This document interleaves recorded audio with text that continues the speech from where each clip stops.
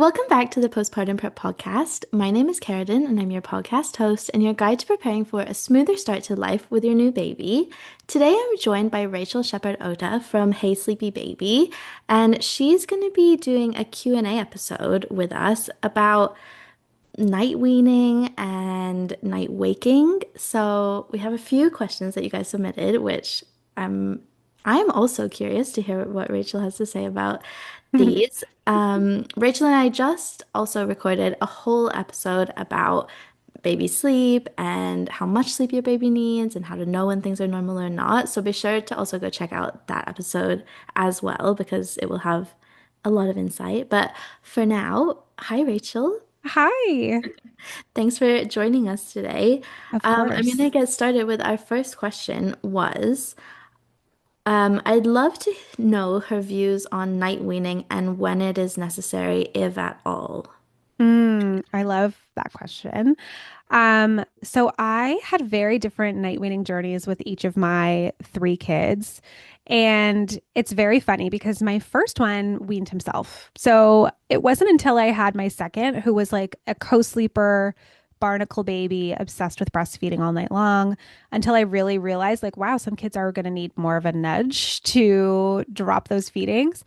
Um, so I do have a night weaning workshop because it is such a huge deal for so many people. Like a lot of people have, babies that just naturally drop the feedings on their own, start sleeping through the night, and that's lovely. And then at the other end of the spectrum, there are people who are really, really struggling at, 2, 3+ years with still feeding throughout the night, and it's really taking a toll on them. So I think she said, is night weaning necessary? No, you don't ever have to night wean if you don't want to. So I would say my only caveat to that would be if your baby is being fed formula bottles. The recommendation usually from dentists is to wean the overnight ones around 12 months, just because the milk pools differently in the mouth and can cause different types of teeth issues. So I do talk about that as well. But if you're breastfeeding, there really is no need to wean at any one particular time. Here in the United States, lots of pediatricians will push it very early. And there really is just no science to back up the fact that your baby shouldn't be waking up throughout the night to breastfeed. So my breastfeeding workshop is for babies who are over 12 months because up until 12 months, breast milk or formula really is their only source of nutrition, or it's their key source of nutrition, I should say. And we really don't want to be reducing those feedings actively before 12 months because we want to make sure they're getting enough calories. Also, for babies who are, at daycare or separated during the day, they might be making up for that lost time overnight. That's also very common. So I don't like to mess with it before a year personally.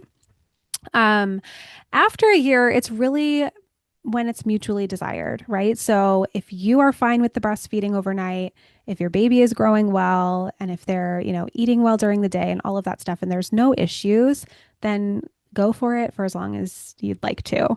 Um, as far as when is the right time, it really just depends on the dyad. It depends on, how everything is going in the relationship and other things. I know a lot of parents will get really touched out and really resentful and they're not sleeping well and it's affecting their mental health, but they feel really guilty to night wean because their child loves it so much. But you have to remember, like, night weaning is a relationship. It's your body and it's your relationship with your child, and they can feel those emotions, right? So at a certain point, you have to kind of say, okay, is it better if we gently and respectfully and lovingly start to night wean and end this relationship? Or is it better that I'm losing my mind and like snapping and, being kind of harsh when they try to breastfeed? Like at a certain point, it is probably better to wean. Um, so again, it's so individual, it's so personal, and it's so different for everybody. Hmm. Yeah, that's a great answer. Thank you. The Sure. next question is actually kind of, I guess, maybe like a follow-up. It was by a Mhm. different person, but I felt like it was a good follow-up to ask. And they said, if I stop breastfeeding at night, will waking stop and that their baby is 10 months old? So, not necessarily. And again, like 10 months is a little bit on the cusp. I wouldn't go cold turkey or anything with the night weaning quite yet. I will say most of the time it does reduce the night wakings. Almost, almost the very vast majority of the time it will. Not always, but usually people who, take my workshop and tell me how it went, my own experience with my two girls that I weaned, usually the night wakings will decrease or they might even start sleeping through the night once they are weaned. Doesn't happen for everybody. And so I always say, like, proceed with caution, because if it doesn't happen for you where your baby stops waking up, now you've just lost your quickest, easiest tool to get them back to sleep, which is usually breastfeeding, right? So if they are still waking up and you're no longer breastfeeding, you're going to have to figure out some other way to help them get back to sleep that might take more work and more energy and more time.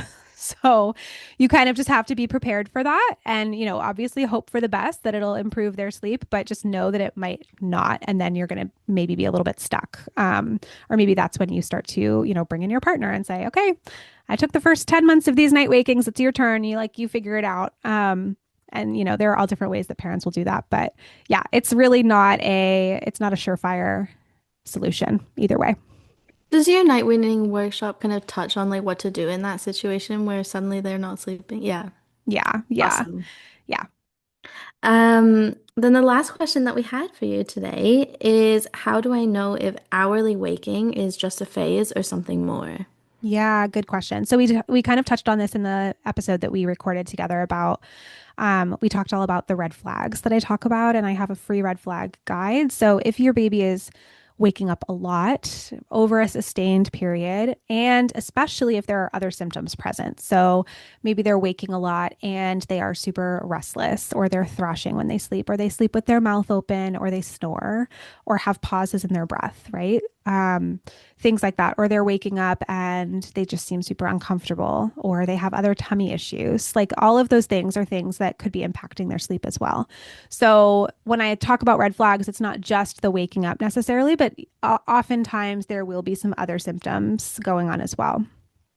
So, if it's not something like teething or a developmental burst where they are learning to crawl or learning to pull to stand or learning to walk, we see lots of extra night wakings during periods like that. Of course, if they're sick, if you've just traveled, like all of those things we can expect to disrupt sleep for a little bit, and it might shake things up for at least a week or two. So I would say if it's been more than a couple of weeks, that there's nothing going on with them, like they're sick, or maybe you just had a new baby, or maybe you just started them at daycare. There's this other like huge life change. If none of that is present and they've been waking up a lot for weeks or months at a time, then I would say take a look at the red flags info that I have, because there might be something going on that's preventing them from getting good solid sleep. Amazing. And yeah, I from the episode we recorded before we talked about it a little bit more, but just to say I totally back up Rachel's sleep red flags and I have used them myself and with other moms, so I think that's a great tool to have and it sounds like a really amazing guide. Well, Rachel, that is the very last question. Other than where can people find you if they would like to Yeah. learn more about you?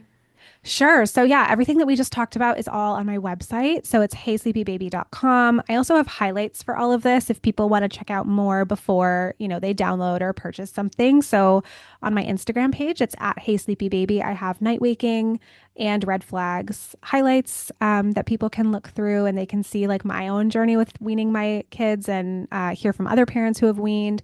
And that can just be like a really nice support to remember that you're not alone. And yeah, there's lots of other stories and examples of red flags that people can check out on my Instagram too.